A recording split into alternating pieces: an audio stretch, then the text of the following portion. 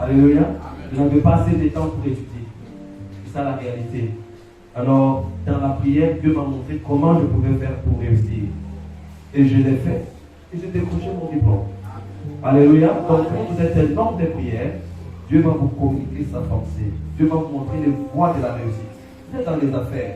Soyez un homme, une femme de prière. Priez chaque fois. Dites à Dieu, quelle foi, qu'est-ce que je dois faire?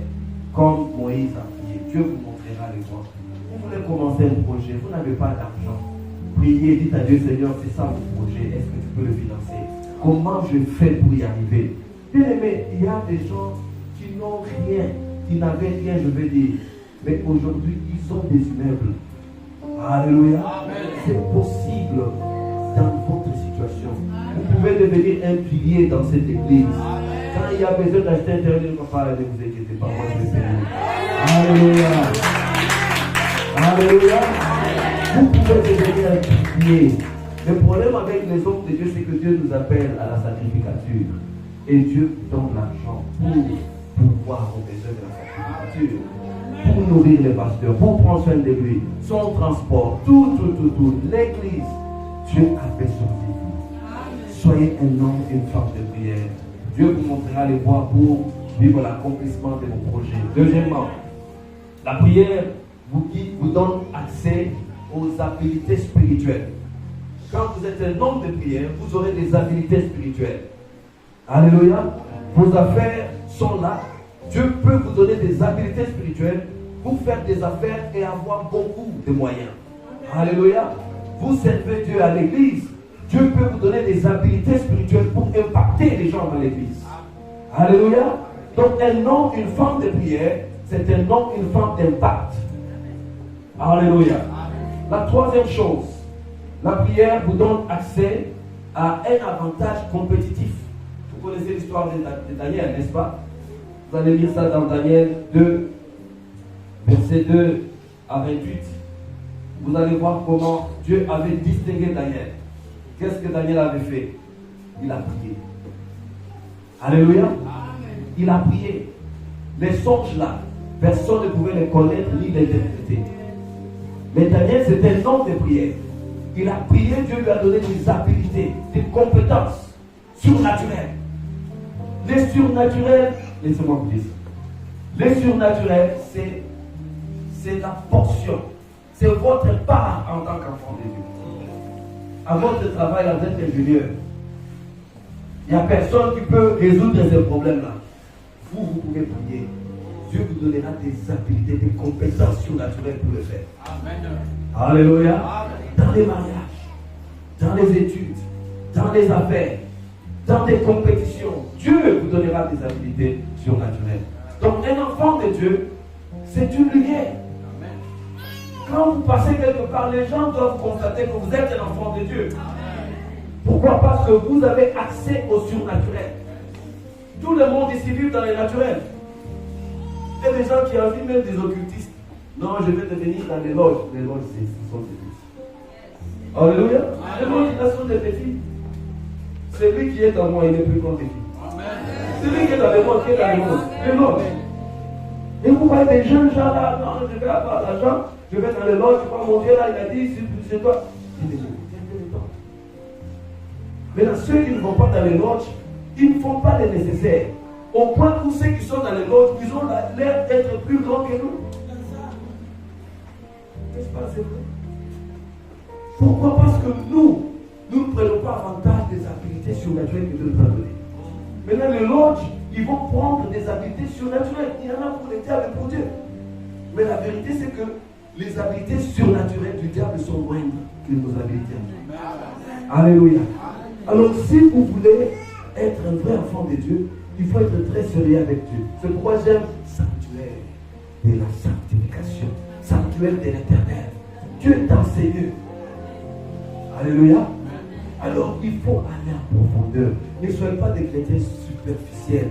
Dimanche, il est là. Oh Jésus, j'étais béni. La semaine, il est là. Regardez les gens là dedans, ils sont comment? Ils sont comment? Ils sont disciplinés. N'est-ce pas? Ils sont disciplinés. Le matin là, il faut sauter 10 fois. Il faut sortir avec des secrets. Il sort un papa avec des gros ventres. Il sort discipliné. Il faut sacrifier. Il faut coucher avec ton enfant. Ma fille, je t'aime.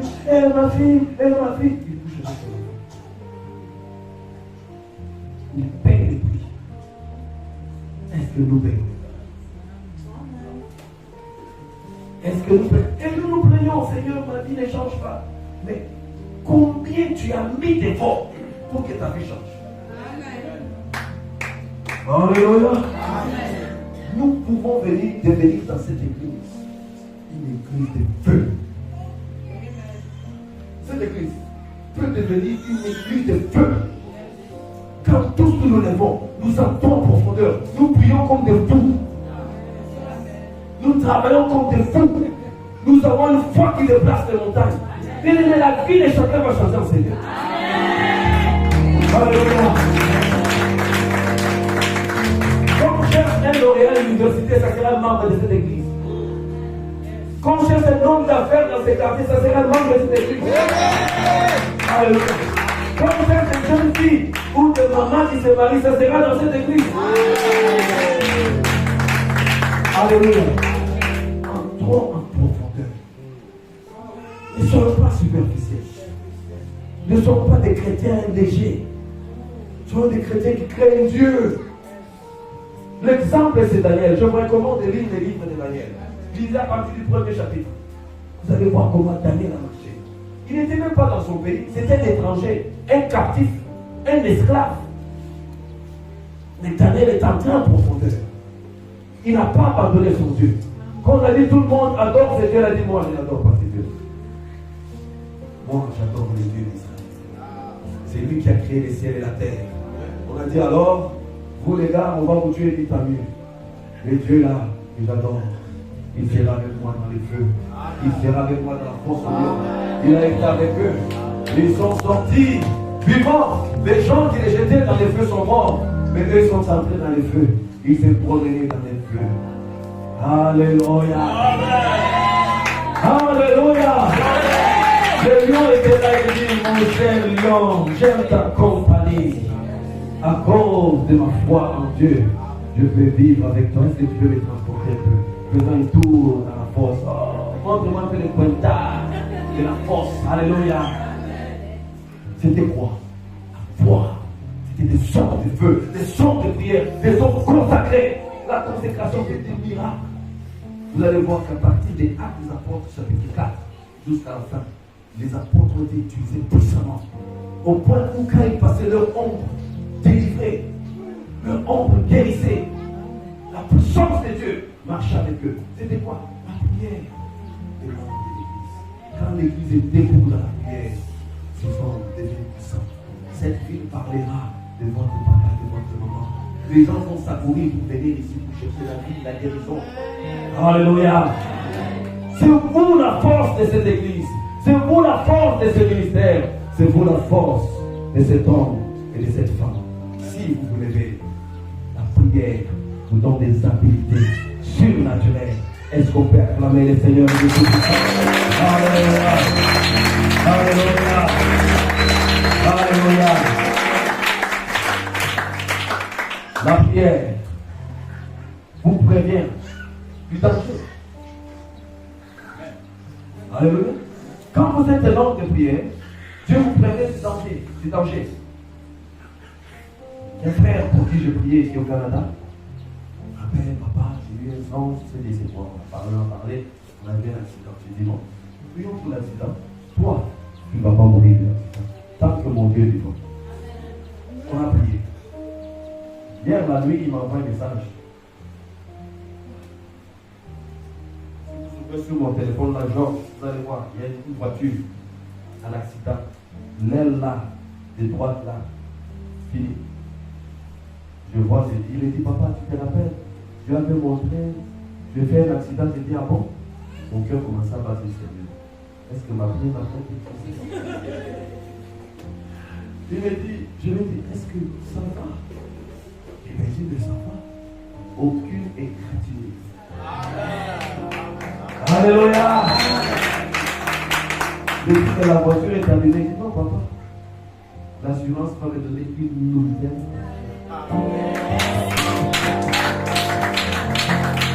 Mise à jour. Quand tu pries, Dieu te prévient. Non seulement Dieu te prévient du mal, mais il te met à jour. La voiture est terminée. Alléluia. Mais Dieu a permis que l'accident arrive pour qu'il se rappelle que Dieu avait annoncé et c'est terminé, mais Dieu a délivré. Dieu a exaucé la prière. Alléluia. La prière vous prévient du mal. Il y a des dangers qui viennent dans votre mariage, des diables qui préparent des choses. Mais quand vous êtes un homme de prière, Dieu vous guérit. Récemment, un jour, on finit la prière vers 2h du matin. On veut aller dormir. On dormait par terre avec ma femme. On n'était pas dans notre chambre parce qu'on était dans une saison de prière avant que je vienne au Gabon. Alors je sens dans mon esprit une tristesse. Je dis, mais Seigneur, qu'est-ce qui se passe? Et puis je sens l'odeur de la mort. Je ne sais pas comment vous expliquer, mais j'ai senti l'odeur de la mort. Dieu me dit, tu ne vas pas te réveiller demain matin. Je dis, ah bon? Non, mais je n'ai pas fini mon travail. Quand on dit la mort est un gain là, parfois, on veut la vie, hein. Je dis, Seigneur, demain, je dis, non. Moi, j'étais demandé avant de mourir, je dois connaître. Il dit, mais je t'apprends. Je dis, c'est toi qui me tues ou c'est quelqu'un d'autre? Dieu reste silencieux. J'ai compris. Alléluia. Je dis, moi, je dois avoir tous mes enfants et leurs enfants, les enfants de leurs enfants, de leurs enfants, autour de moi. Et je veux leur dire, écoutez, moi je suis en train de partir. Toi, je t'ai béni avec une prospérité sans limite. Tout ce que tu toucheras marchera. Et c'est ta portion. Lève-toi bien, l'église. Maintenant, que la faveur divine soit qu'une grâce particulière soit sur toi. Ce sont des échappatoires. Ils dribblent Dieu, mais on ne dribble pas Dieu. Seigneur, quand tu vas me bénir, moi je vais changer d'église, je vais faire ceci, mais depuis que tu as là, tu ne fais rien avec. Alléluia. Amen. Commencez avec vos 10 francs là. Dieu veut vos 10 francs. Alléluia. Amen. 6e point. La prière brise les jours. La prière brise les chaînes. Alléluia. Mardochée a prié avec Esther. Il a fait revenir Esther à la maison. Esther a compris que c'était impossible de voir les rois. Mais c'est possible de voir les rois par la vie. Alléluia. Esther était presque perdue parce qu'elle buvait le vin là du roi, mangeait les grosses viandes là du roi, des maquillages sur le visage. Encore à l'époque là, quand tu es roi, ce n'est pas de la blague. Tu es seulement comme ça. On fait tout. Même à la toilette, on t'amène là-bas. Alléluia. C'était la bonne vie. Esther avait oublié la souffrance de son peuple. Mardochée a dit, si tu ne veux pas aider ce peuple, si tu ne comprends pas que si tu es là, c'est peut-être à cause de ce peuple, Dieu utilisera d'autres moyens pour ce peuple. Mais toi, tu vas payer. Ça va rien. Un père doit parler avec autorité. Quand papa vous parle du mal, ne vous fâchez pas. Alléluia. Les papas de son genre, de la sanctification, je connais. Alléluia. Alléluia. Il ne bâtit pas. Alléluia. Ne vous fâchez pas. Ces paroles vous amènent à la vie. Alléluia. C'est quoi ces gens de papa?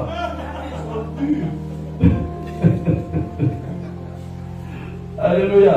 On a connu des papas qui nous grondaient littéralement devant des gens comme ça. Chasse. Des livres au diable. Tu viens, tu pêches. Hein? Où est les frères là, des dribbleurs là, des sous-marins? Où est les sous-marins, les navires là, sous-marins? Donc, ça entre sous l'eau. Son père sous l'eau. Il y a des frères comme ça. Discrètement, cette soeur, je vais t'épouser. Celle-là, 3 sœurs, je vais t'épouser, je vais t'épouser. Il couche avec elle. Quand elle découvre le feu, l'église va dans une autre. Des frères comme ça. Là-bas, l'église que je connais là, on est livrés au diable. Le pasteur l'a appelé du frère, viens. Aujourd'hui, nous délivrons au diable. Sors de cette église. C'est communion. Ce n'est pas des papas là qui sont en train de. Non, tu vas mon fils, il faut arrêter ça. Non. Les papas de sanctification, ce sont des combats. Quand vous grandissez dans la discipline, dans la rigueur, vous serez des gens et des femmes durs, forts. C'est comme ça que mon père biologique était. C'était un homme très strict. On a appris la rigueur. Alléluia. Je n'aime pas non plus les blagues. Alléluia. Je rigole, mais c'est l'eau froide qui tue. Alléluia. Je rigole beaucoup, je rigole, je suis gentil, mais des blagues, pas quelque chose. Amen. Le sixième point, c'est la prière brise les chaînes. S'il y a des chaînes dans votre vie, s'il y a des blocages dans votre vie, il n'y a que la prière.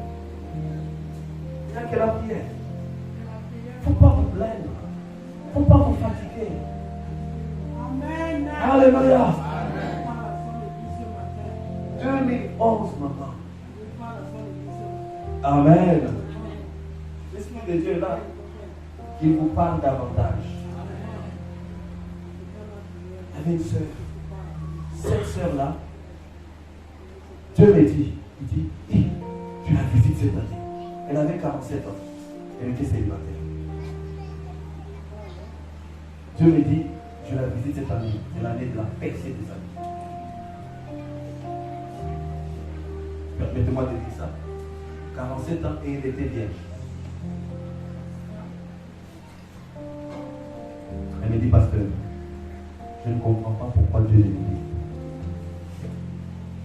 Je lui ai donné toute ma vie. Je me suis consacré de tout mon cœur. Mais regarde-moi. Je n'ai pas de mari. On ne me parle même pas. Je n'ai même pas l'opportunité de dire non à un homme. Il y a d'autres choses. Vous avez dit ça, c'est la poisse. Mais ce n'est pas la poisse. Alléluia. Elle dit, pasteur, je ne comprends pas. C'est dur, c'est dur. Voilà, au travail, je suis bien, je suis directeur, je voyage. Je pars en Europe en mission de service et tout. Mais regarde ma vie. Je la regardais parce que moi, j'avais reçu la parole. Je voyais ce que Dieu est en train de faire pour elle cette année. Et vous allez pleurer, bien aimé. Elle me dit, pasteur, je vais te suivre. Sois toujours un père pour moi. Marche avec moi cette année. J'ai rigolé dans mon cœur. Elle dit, je sens que Dieu veut me faire du bien. Mais je n'ai plus de force. Je dis, fortifie-toi. Cette année, Dieu va te visiter. On se serre la main. C'est tout le mois de janvier. Commence à prier. Chaque soir, elle m'appelait, on pouvait rester au téléphone pendant 2 heures. Parce que la sœur n'a pas. Alléluia. J'écoute seulement. Parce qu'un pasteur, tu laisse 2 heures. J'écoute. Mais avec amour, je l'ai sorti. Janvier, février, mars, elle disparaît. Je l'appelle, elle répond. Après, je force. Je dis, mais qu'est-ce qui va pas? Il y a quoi? Non, je suis fatigué. Je dis, pardon. Il dit, j'en ai marre. Dieu a échoué la vie. Je l'ai supplié. La plupart dit non, n'arrête pas. Accroche-toi. Elle a dit non, pasteur, j'en ai vraiment marre. J'ai beaucoup souffert dans ma vie. Je prends une pause. Jésus-Christ marche sur Israël. Il entre dans Jérusalem. Il regarde Jérusalem qui n'avait pas compris. Jésus-Christ pleure sur Jérusalem. Il pleure, il dit, oh Jérusalem, tu n'as pas su, tu n'as pas compris. Tu n'as pas vu les temps de ta visitation. Je pleurais sur cette vie et n'avais pas vu les temps de sa visitation. Prière. N'a-t-il pas dit que tu marcheras sur les scorpions, sur les serpents, sur les forces des ténèbres? Il n'a pas dit le pasteur. Il a dit, toi, tu marcheras sur les scorpions. Il a dit, on te donnera des poisons, tu ne vas pas mourir. Lève-toi, bien-aimé. Quand ça te dépasse, viens voir papa. Dis, papa, j'ai fait ça, j'ai fait ça, j'ai fait ça. Prie avec moi. Prie pour moi. Alléluia. Tu es puissant. Tu es béni.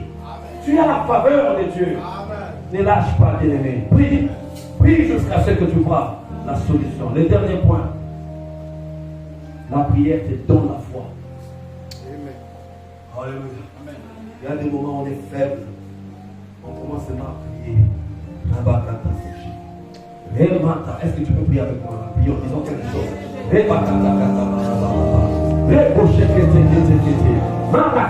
Si tu ne sais pas prier en langue, dire à Dieu, lui dites-moi aujourd'hui, je vais parler en langue. Ne te limite pas, bien-aimé. Sois, mais donne une forme de foi.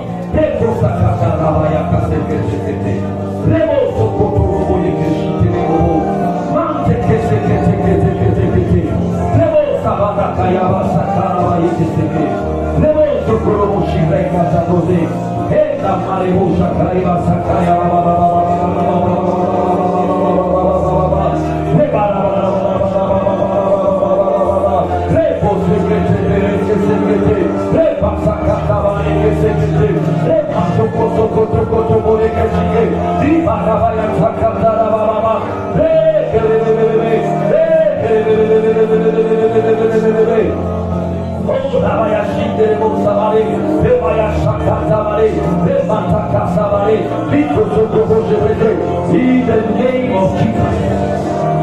Au nom de Jésus. Amen. La prière va déclencher une assurance dans ton cœur.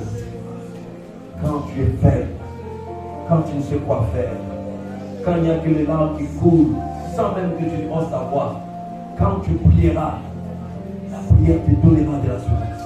La prière va booster la foi en toi. La prière va t'amener à une nouvelle dimension. La foi, il y a 4 dimensions de la foi. Je vais vous donner les passages bibliques et vous allez lire à votre temps. La première dimension, la petite foi. La petite foi. Romains 10, verset 17. Et je vais vous expliquer ce que ça veut dire en une phrase ou deux. La petite foi, c'est le résultat du manque d'information. Résultat de manque d'information. La Bible dit dans Romains, la foi vient de ce qu'on entend. Or, ce qu'on entend vient de qui? La parole de Dieu. La parole de Dieu. Quand vous ne connaissez pas la parole de Dieu, il est difficile d'avoir une grande foi. Amen. Alléluia. Quand vous traversez des situations, vous n'écoutez pas Dieu, vous n'avez aucune parole de Dieu, il est difficile de se maintenir dans la foi. Alléluia. Quand vous êtes dans certaines situations, priez, dites à Dieu, Seigneur, parle-moi. Parle-moi dans ma situation. La parole que vous allez recevoir vous donnera la foi. Quand vous n'avez pas de foi, c'est une petite foi que vous donnez. La vie est fonction de la foi.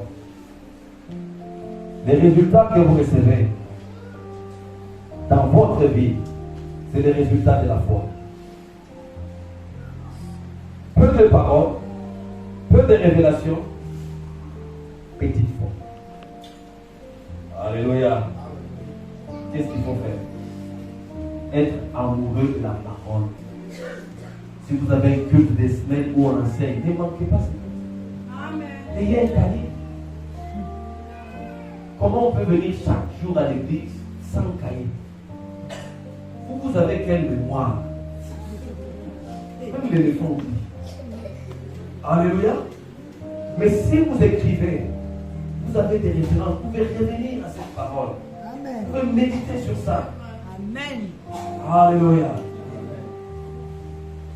La deuxième dimension, c'est une foi faible.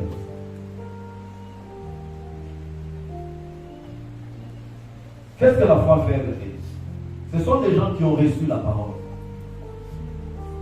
Mais ces gens-là, ils n'appliquent pas cette parole. Alléluia. Ils connaissent ce que Dieu peut faire. Mais ils regardent les réalités.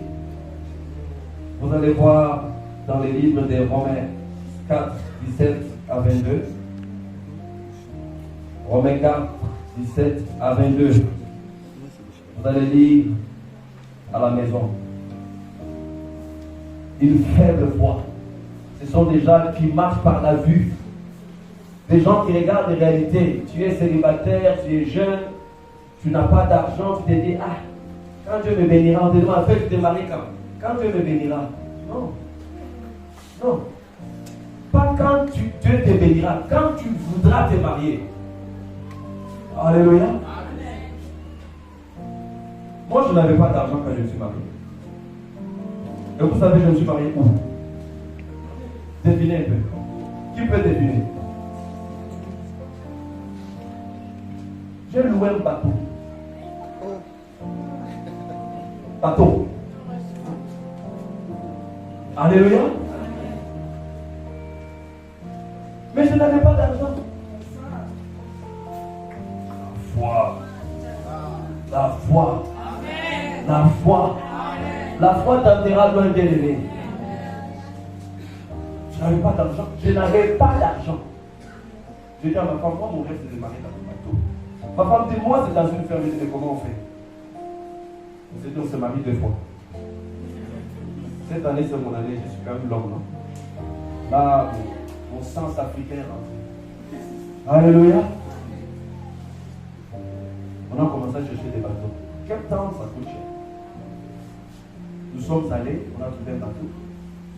C'était Taïgatou. Le propriétaire du bateau s'appelait Philippe, c'était un Français. Il dit, vous êtes Français, vous êtes parlé français? Il dit, oui, je parle français. Ah, c'est cool. Les Français parlent trop là. Et nous, on cherche le bateau. J'ai un bateau. J'en ai 2. Je dis, donnez-nous là, Taïgatou. Là, les films de Titanic, c'était mon frère. J'ai rêvé de ça. Vous avez les droits de vivre. Et pour vivre vos rêves, il faut avoir la foi. La foi, c'est l'outil des champions. Alléluia. On négocie, on discute, on se dit d'accord, mais je n'avais pas d'argent. Quelle bague il fallait donner à mon épouse?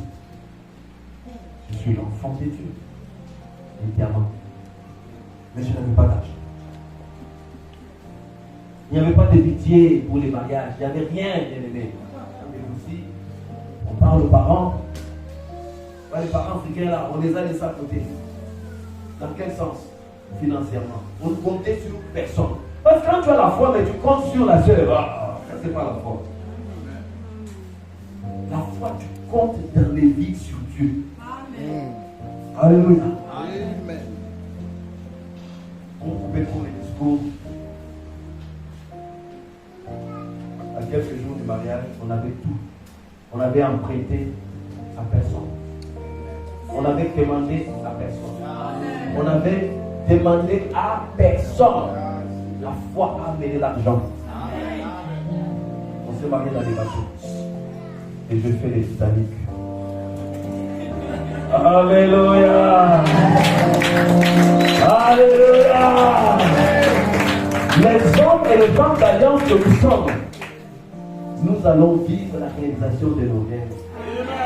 Qu'est-ce que tu rêves, bien-aimé?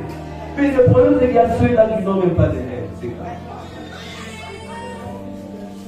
Votre rêve doit être plus grand que vous. Regardez la maison, quand sinon je veux une maison comme ça. Mais sans argent. Alléluia. Parce que la foi amène l'argent, amène les ressources.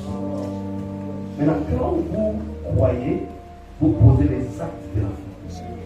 Parce qu'une foi sans œuvre est morte. C'est peut-être un business que vous commencez, l'emploi, je ne sais pas quoi. Où vous allez négocier. Je dis, écoutez, moi je veux votre maison. Mais je vais commencer à vous payer. Je loue en même temps, j'achète un nouveau concept. Pour lui, non, mais comment vous allez faire? Non, j'ai une garantie. Je fais un dépôt, je dépose tel montant qui est 20% de ce que vous demandez. Le reste, je vous paye sur 5 ans. Vous pouvez tomber sur quelqu'un qui achète aussi une maison à payer, bon, ça va. Je vous donne, mais ne rendez pas parce que moi je dois payer mon prix. Chaque fois que vous payez, ça. Quand vous avez la maison, vous transformez ça, qu'est-ce qu'il y a aux hôtels, tout ça, vous commencez à faire l'argent. Dieu donne l'intelligence. Il donne l'intelligence. Mais la foi pousse à poser des œuvres. Alléluia. Amen. Le troisième type de foi, c'est la grande foi. Matthieu 8, verset 5 à 10.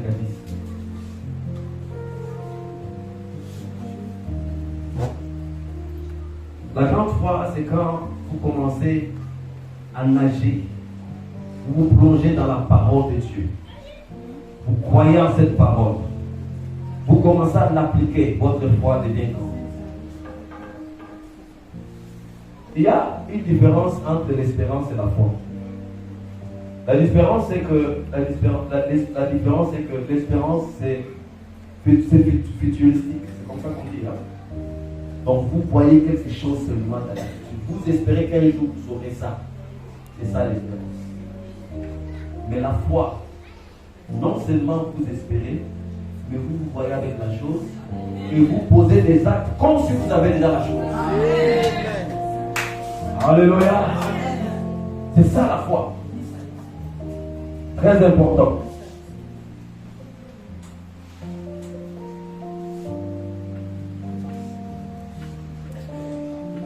Il faut avoir une grande foi. Pour avoir cette grande foi, il faut s'asseoir au pied du papa. Écoutez ses enseignements. Alléluia. Écoutez ses enseignements. Ça va vous faire grandir dans la foi. Méditez votre vie le jour et nuit. Vous serez prospère. Le dernier type de foi, c'est une foi forte. Alléluia. La Bible dit Abraham était fort dans la foi. J'aimerais qu'on lise Romains 4, 17.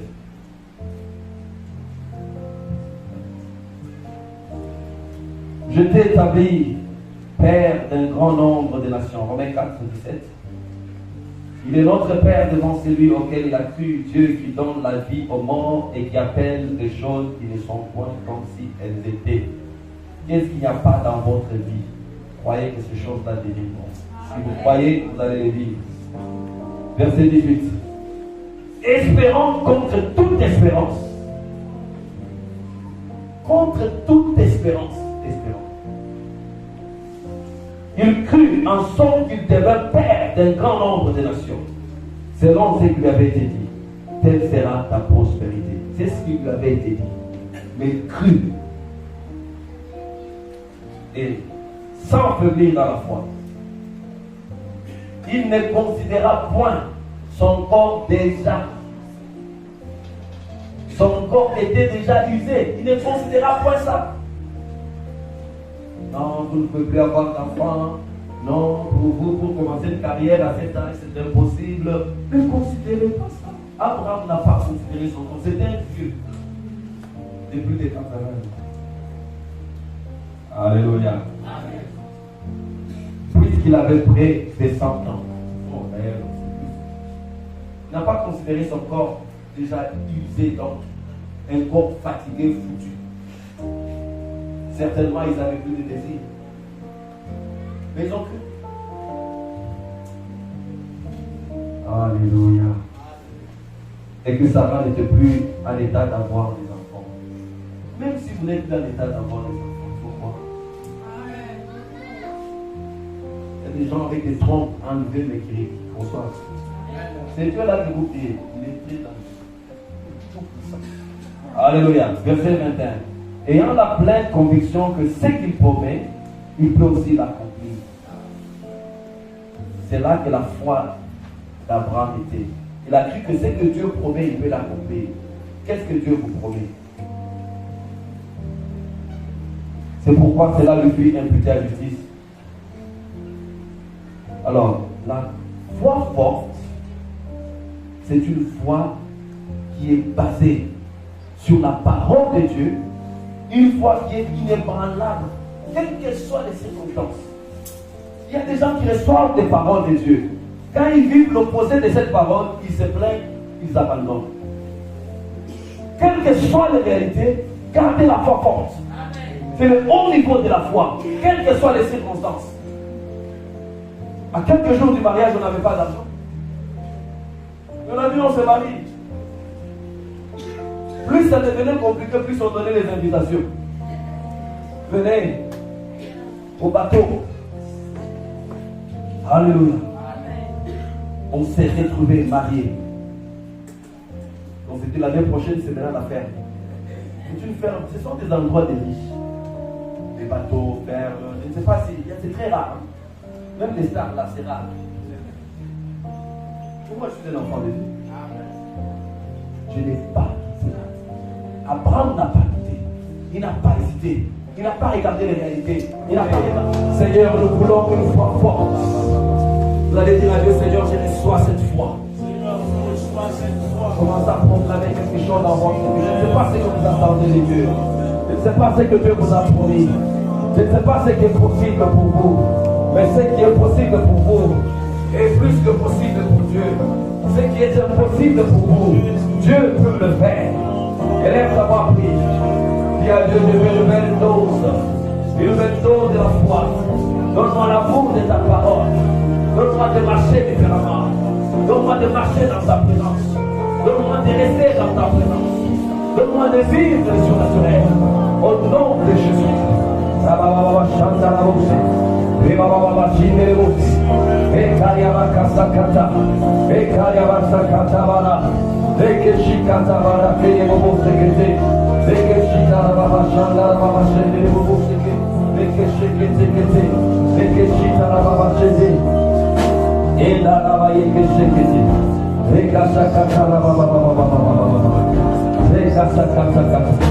Reçois une nouvelle force maintenant. Reçois une nouvelle force maintenant. Reçois une nouvelle force maintenant. Reçois une nouvelle force. Une nouvelle force. Une nouvelle force. Une nouvelle force. Une nouvelle force. Une nouvelle force. Une nouvelle force. Une nouvelle force. Une nouvelle force. Reçois. Reçois. Reçois une nouvelle force. Je libère une nouvelle force dans ses corps pour affecter cette santé, restaurer cette santé. Alléluia. Une nouvelle dispensation, Seigneur. Un temps nouveau pour ta fille. Je déclare ces choses dans sa vie. Souviens-toi que j'ai une alliance avec toi. J'ai une alliance avec toi, Seigneur. Tu es le Dieu des alliances. Agis maintenant. Je l'abandonne entre tes mains. C'est pas moi qui l'ai fait, c'est toi, Seigneur. Moi je pars, je te laisse le travail. Moi je pars, je te laisse ce défi que tu as défié. Merci, Seigneur. Une nouvelle force. De la cour de la naissance. Alléluia. Une nouvelle force. Une nouvelle force. Une nouvelle vie. Merci, Seigneur. Merci, Seigneur. Alléluia. Gloire à toi, Jésus. Tu es bon, tu es de l'amour. Oh là là. Oh là là.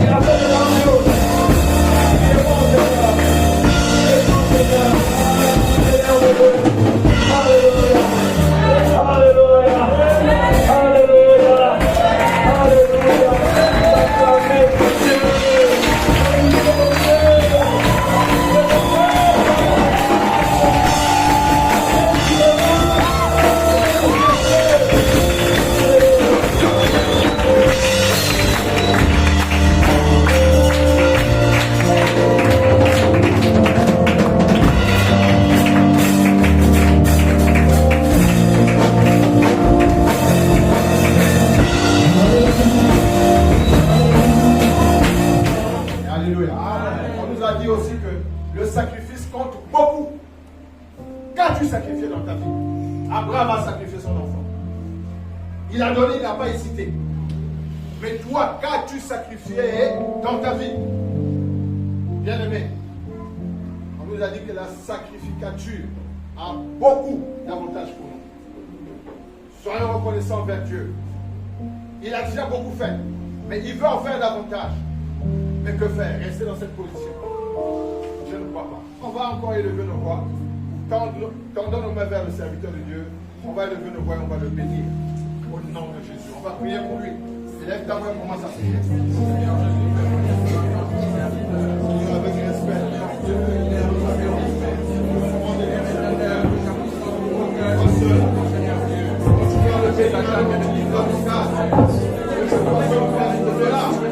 De ce que nous demandons, Père, agis, interviens et fais au-delà de ce que nous te demandons.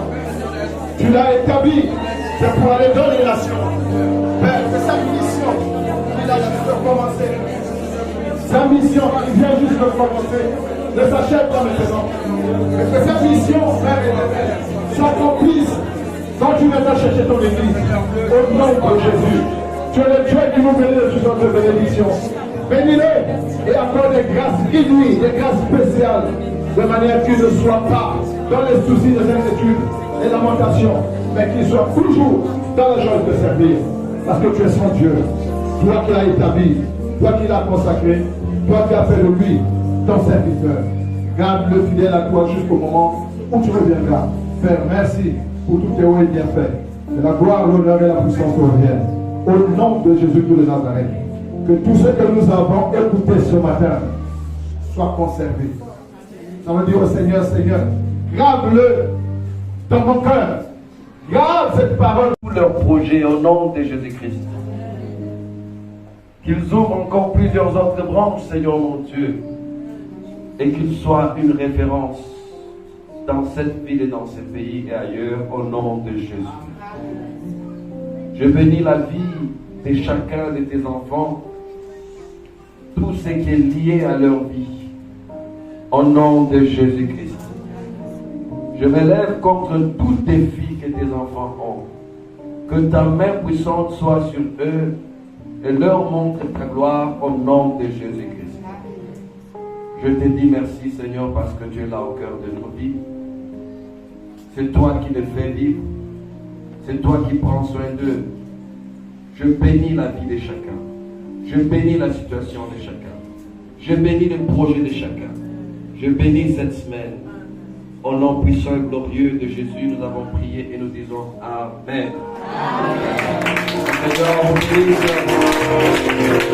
prie.